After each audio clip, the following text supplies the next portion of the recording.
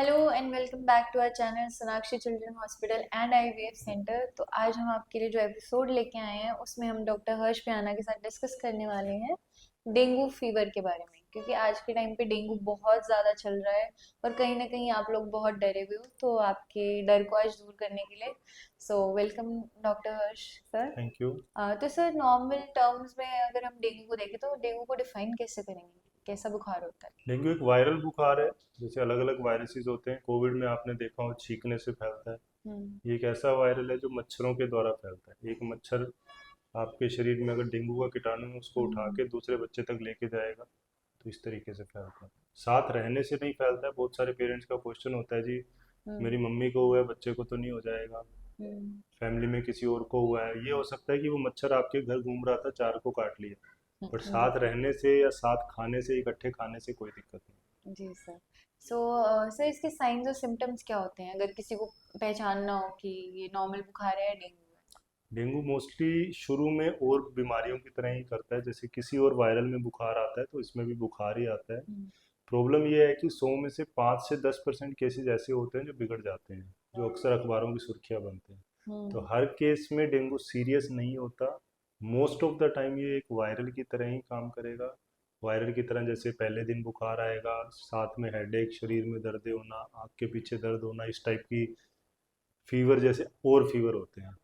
अगर हम्म। हम specific dengue की बात करें, इसमें थोड़ा हेडेक बहुत ज़्यादा होता है, उल्टी, पेट में दर्द, अगर ऐसा कुछ हो तो आपको डॉक्टर से कंसल्ट करना है। एक आधी उल्टी आती है, कोई डरने वाली बात नहीं है, बट उल्टी रुक नहीं रही है, हेडेक बहुत ज़्यादा हो रहा है, तो आपको शायद डॉक्टर के पास अर्जेंटली जाने की ज़रूरत है। चक्कर आ रहे हैं तो ये एक और डेंजर साइन। Okay sir.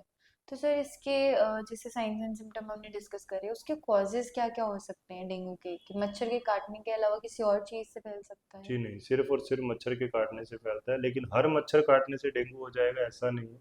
बहुत सारे पेरेंट्स आते हैं जिसको 4 मच्छरों ने काटा था, अब बुखार हो गया। और हम्म। बहुत सारे रीज़न हो सकते हैं, तो एक मच्छर काट जाए तो दिमाग पे बोझ लेने की ज़रूरत नहीं है कि जब मच्छर काटा है तो डेंगू हो गई। जी सर, एक और बात बोलते हैं कि शायद दिन में मच्छर काटता है तो डेंगू हो जाता है, तो ऐसा पॉसिबल है? जो मतलब मच्छर दिन। इसको फैलाता है, एडीज नाम का मच्छर, हाँ। उसकी आदत है कि वो दिन में ज़्यादा फैलता अच्छा, तो इस वजह से हम बोलते हैं कि दिन में अगर मच्छर काट रहा है तो ज्यादा खतरनाक बात हो सकती है, डेंगू हो सकता है, चांसेस है। होते हैं। बेसिकली एपिडेमियोलॉजिस्ट जो लोग स्टडी करते हैं उनके लिए हम्म। ज़्यादा इंपॉर्टेंट है। आपके लिए प्रैक्टिकल चीज़ ये है कि जब बच्चे आपके पार्क में खेलने जा रहे हैं तो उनको फुल बाजू की टी शर्ट या फुल बाजू की शर्ट डाल के भेजें, हम्म। निक्कर की बजाय पैंट डाल के भेजें, शूज़ डले हों तो अच्छा है, ताकि उनके जी। काटने का चांस कम हो जाए। जी सर। सर डायग्नोज कैसे कर सकते हैं अगर हमें डेंगू करना होता है उसके लिए डॉक्टर्स पे छोड़ दीजिए। अगर 3 दिन से तो? ज़्यादा जी। फीवर चल रहा है, बच्चे को उल्टी नहीं रुक रही है, पेट दर्द ठीक नहीं हो रहा है, चक्कर आ रहे हैं, तो अपने डॉक्टर से कंसल्ट कीजिए। वो आपको बताएगा कैसे करना है। एक जनरल पब्लिक के लिए इतना ही जानना ज़रूरी है कि डेंजर साइंस क्या है, जी। कब हमें कंसल्टेशन लेनी है। हाँ जी।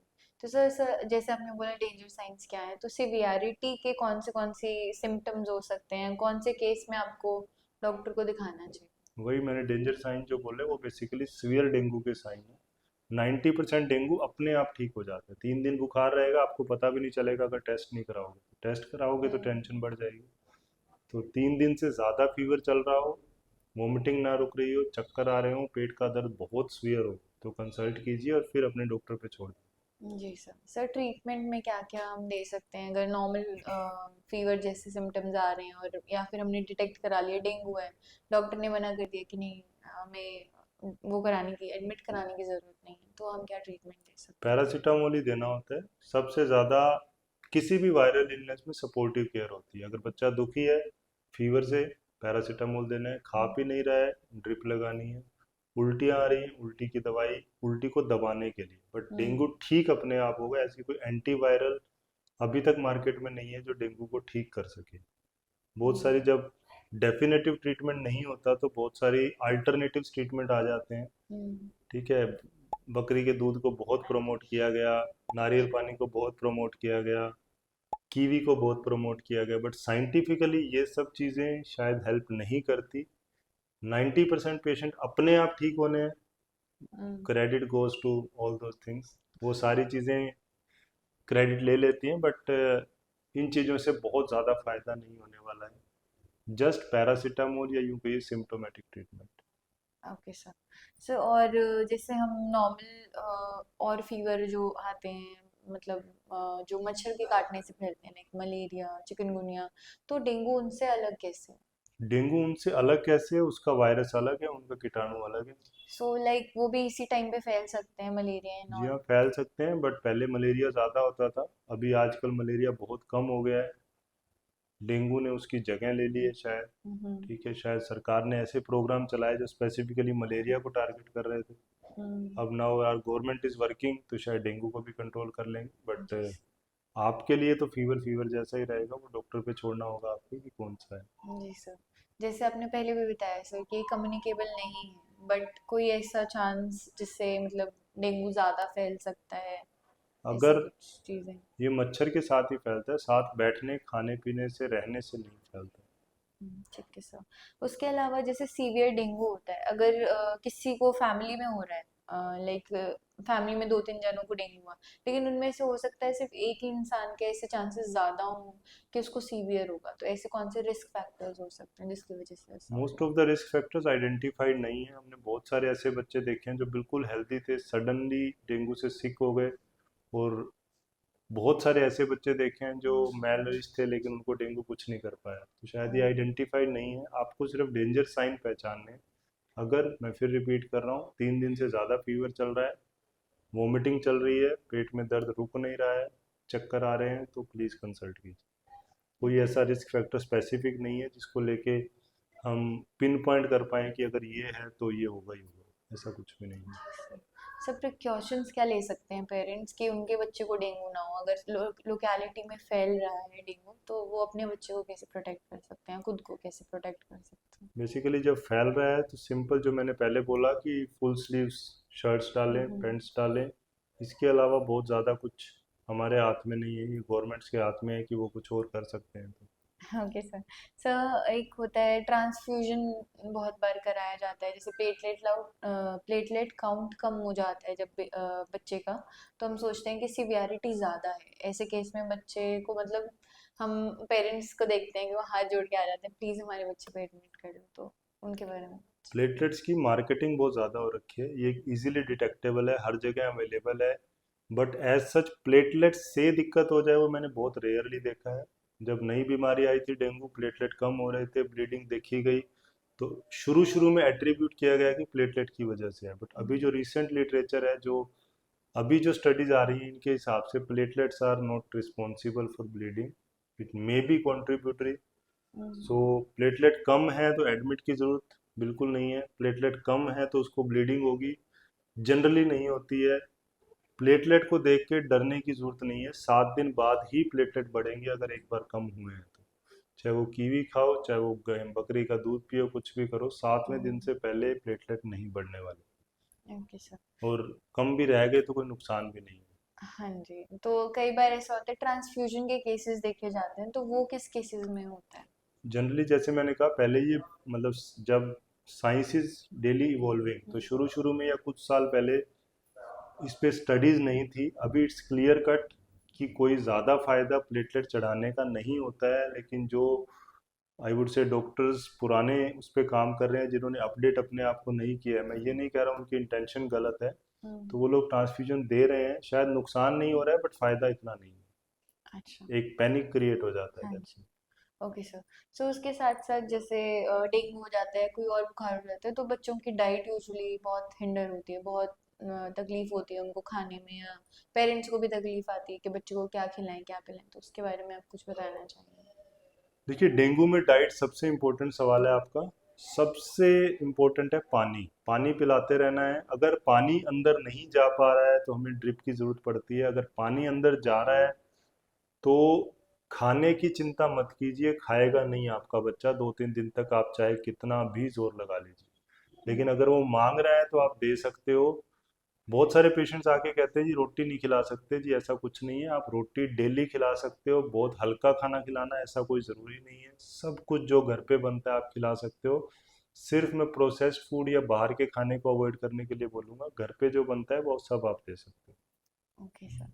सर ऐसे ना डाइट के रिगार्डिंग हमारे पास कुछ ऐसे स्पेसिफिक क्वेश्चंस हैं जैसे जो पेरेंट्स यूजुअली पूछते हैं, तो वो यही बोलते हैं पहले तो यही कि रोटी नहीं खानी चाहिए, तो रोटी खा सकते हैं। तो रोटी खा सकते हैं। दूसरा ये बोलते हैं अनार थोड़ा हैवी होता है, मतलब ये चीज़ सुनी गई है, तो अनार नहीं देना चाहिए डेंगू अगर में। आपके बच्चे को पसंद है तो दे सकते हैं। तो मतलब ऐसे कुछ नहीं होता कि उल्टी आएगी या हैवी है या कुछ। उल्टी हर चीज़ से आ सकती है। अगर ज़्यादा हाँ आ रही है तो हम लोग बैठे हैं, नहीं आ जी रही सर। है तो खिला सकते कुछ हैं। बच्चों को जैसे उल्टी में खून आ जाता है, तो ऐसा इट्स एन कुछ। इंडिकेशन, अभी भागो लेके। आपको डॉक्टर से कंसल्ट करना पड़ेगा, सपोर्टिव केयर चाहिए। अगर उल्टी में या नाक से कहीं से भी खून आ रहा है तो ये एक डेंजर साइन। Okay sir. दूसरा ऐसा बोला जाता है जैसे हम बोलते हैं कि खिचड़ी खानी चाहिए, तो लोग बोलते हैं कि राइस होती है, उसकी वजह से कफ ज्यादा हो जाएगा बच्चे को डेंगू में। इस पे कोई एविडेंस नहीं है। आयुर्वेदा में शायद कहते हैं कि राइस कफ वर्धक है, तो वो शायद एलर्जीज में कहते हैं। इन्फेक्शंस में कफ एक अलग कारणों से होता है, तो हमारे हिसाब से आप चावल भी खिला सकते हैं। Okay sir. सर सिर्फ लिक्विड लेने से बच्चा ठीक हो जाएगा डेंगू लिक्विड देना ज़रूरी है, और कुछ खाता नहीं है इसलिए लिक्विड की पब्लिसिटी ज़्यादा हो रखी है, बट देना अच्छा भी है। हम भी एडमिट करके ड्रिप में? लगा के लिक्विड ही दे रहे हैं। जी सर। उसके अलावा जैसे लेमन वाटर हो गया, कोकोनट वाटर हो गया, इसकी ज़्यादा मार्केटिंग होती है, क्या वो रियली हेल्प करता है बच्चे को?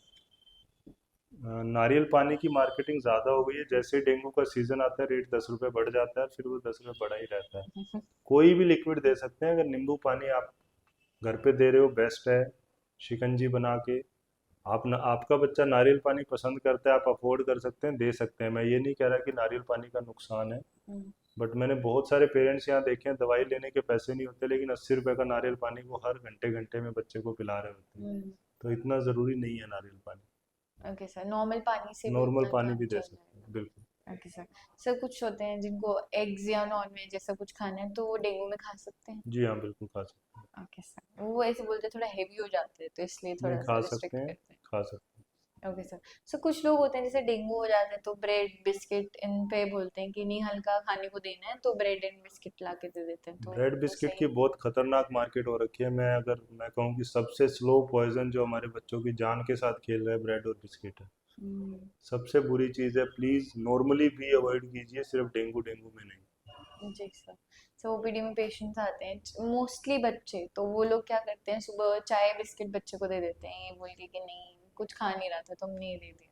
ये इससे ट्रेडिशन हो चल रहा है, बट अगर मैं बिस्किट्स पे जाऊँ तो बिस्किट बना है सिर्फ शुगर, सिर्फ मैदा और पाम का तेल। तीनों में से कौन सी चीज़ आप अपने बच्चे को देना चाहते हैं? अभी रॉ देखें तो ऑब्वियसली हम नहीं तो दे। वो जस्ट पैक करके आपको दे दी तो हम दे देते हैं। बट इससे जी स्लो पॉइजन, अगर आप रोज बच्चे को बिस्किट दे रहे हैं, कभी कभी दे रहे हैं, इट मे बी ओके। जी सर। सर नट्स दे सकते हैं बिल्कुल दे डेंगू में? सकते हैं, दे सकते ओके सर। एक ये चीज़ है कि भाई आप कुछ भी खाओ, कोई रिस्ट्रिक्शन नहीं होती है क्या उससे? मतलब कोई भी अगर आपको स्पेसिफिक डिजीज हो गई है, कोई भी बीमारी हो गई है, उसमें आपको कुछ रिस्ट्रिक्ट करने की जरूरत नहीं, आप कुछ भी खाओ, ऐसा कुछ होता है? हैं। घर की बनी कोई भी चीज़ खा सकते हाँ मतलब बाहर की पैकेट वाली नहीं हैं। हाँ खाना। जी, घर की यूजुअल। बनी कोई भी चीज़ खा सकते हैं। जो जी बच्चे की माँ ने बनाई है वो बच्चे के लिए अमृत है। जी सर। लिक्विड्स में जैसे बोलते हैं कि आपको जूस लेना चाहिए, तो मोस्टली लोग ये करते हैं कि चलो खट्टा नहीं देना, तो मौसमी वगैरह का अवॉइड करके रियल का जूस दे देते हैं, तो उसके बारे में आप कुछ कहना चाहिए? जूस कोई बहुत अच्छी चीज़ नहीं है। फ्रेश जूस से शायद नुकसान नहीं है। पैकेट वाला रियल या और किसी कंपनी का जूस, ये मैं उसी कैटेगरी में रखूँगा जिसमें बिस्किट को रख रहा था। ठीक है, इसमें भी 10-15% फ्रूट एक्सट्रैक्ट लिखा जाता है, बट मोस्ट ऑफ द, मतलब ये भी शुगर का जूस ही है। मतलब एक तरह से आपको चीनी घोल के पिला रहे हैं। तो बेटर है जूसेस अवॉइड कीजिए। चीनी फिर आप अपने खुद के घर के पानी में घोल के भी पिला सकते हैं, वो वाली चीज़ हो जाती है। अच्छी चीज़ नहीं है। जी सर। सो प्लेटलेट नॉर्मली बढ़ सकता है, ट्रांसफ्यूजन ही कराना पड़ेगा? 7वें दिन के बाद अपने आप बढ़ जाएगा, बाकी अपने डॉक्टर पे छोड़ दीजिए, ज़्यादा दिमाग मत लगाइए। सो अगर कई लोग होते हैं ट्रांसफ्यूजन का, ऑब्वियसली आपने हमारा क्वेश्चन बता दिया, बट कई डॉक्टर्स होते हैं जो रिकमेंड करते हैं आज के टाइम पे भी प्लेटलेट ट्रांसफ्यूजन, तो इन दैट केस क्या ये ज़रूरी है कि हर बार जब उस इंसान को डेंगू हो रहा है जिसने ट्रांसफ्यूजन करा लिया, अगली बार उसको होता है तो उसको तब भी कराने की ज़रूरत है? जी नहीं। ऐसा कुछ? डॉक्टर्स की एजुकेशन पे थोड़ा सा उन्हें मेहनत की ज़रूरत है, अगर वो ऐसा कर रहे हैं। बट आई सपोज कि आज की डेट में most of the doctors are aware of. Okay sir, so thank you so much, आपने इतना इन्फॉर्मेटिव सेशन हमारी ऑडियंस को दिया। Thank so you. आप लोग भी ध्यान रखिए, डेंगू हो रखा है इतना ज़्यादा तो प्रिकॉशंस आपको लेने की ज़रूरत है। And thank you so much अगर आपने हमारी वीडियो यहाँ तक देखी है। अगर आपको वीडियो पसंद आई हो तो प्लीज़ लाइक कीजिए और कमेंट करके क्वेश्चंस बताइए अगर आपके मन में कुछ है, और हमारे चैनल को सब्सक्राइब कीजिए। Thank you.